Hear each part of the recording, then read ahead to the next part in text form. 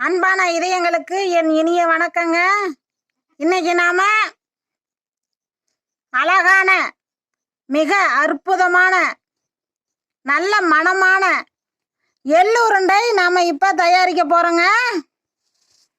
இதுக்கு தேவையானது 1 டம்ளர் எள்ளு நான் எடுத்துருக்கிறேன். வாங்க இப்ப எள்ளை வறுத்துக்கலாம். வாங்க இப்ப இளம் வறுப்பாக நாம வறுக்க போறோம். வாணலியை வச்சுக்குங்க. வாணலி சூடானதும் எள்ளை சேர்த்துக்குங்க.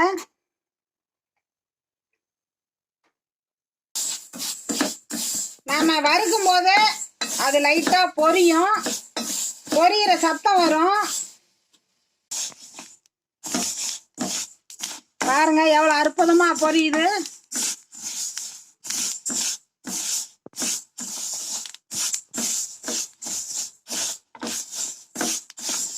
பாருங்க நல்ல அற்புதமா பொரிஞ்சிருச்சிங்க.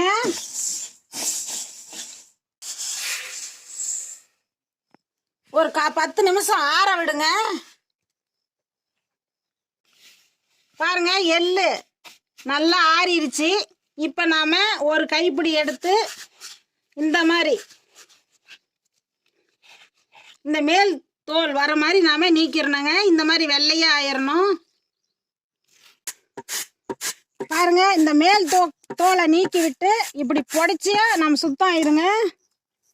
பாருங்க நல்லா சுத்தம் ஆயிடுச்சு. இப்ப நாம ஜார்ல சேர்த்துக்கிறோம். அத்துடன் சிறிதளவு பொட்டுக்கடலை சேர்த்துக்குங்க.